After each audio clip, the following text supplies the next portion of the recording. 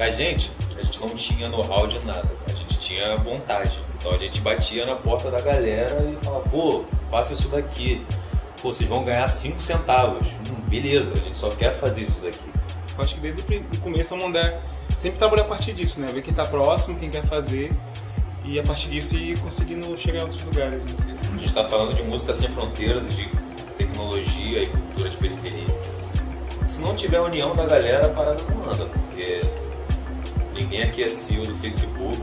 Eu lembro que rolava mais lá pra trás da galera chegar assim e falar, pô, mas como é que faz pra trabalhar na Mondé? A galera achando que é uma parada assim, mega estruturada, que tinham 20 pessoas trabalhando. Eu falo, não, cara, somos só nós 4 aqui e uma galera que acredita que chega junto, sabe? Né? Eu acho que quando a gente parte por música nossa marca e quando a gente pensa nesses conceitos, a gente também está querendo formar sim uma nova comunidade que pense diferente do que já vem rolando, né, do que é comum, mas também fazer essa galera pensar que é possível chegar.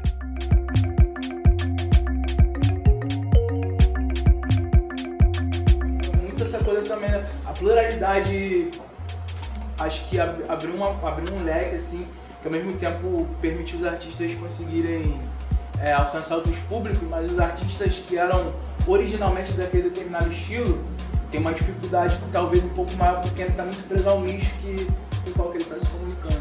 Acho que até abertura também nisso, que os ritmos mais populares do Brasil assim estão puxando, né, rap. A gente nunca ia pensar de um artista de rap tá com sertanejo, sabe, tá com um grupo de pagode, tá com um MC de Só cabal, pô. sabe qual é? Chitando nota, tá ligado?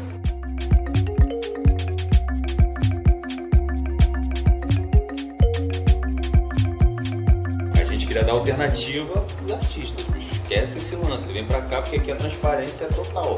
A gente tá no mesmo corre, a gente tá junto. Se a gente não for transparente, a gente não vai durar muito tempo. A verdade é essa. Porque a Rua Cobra, voltando lá por isso, a Rua Cobra é legal.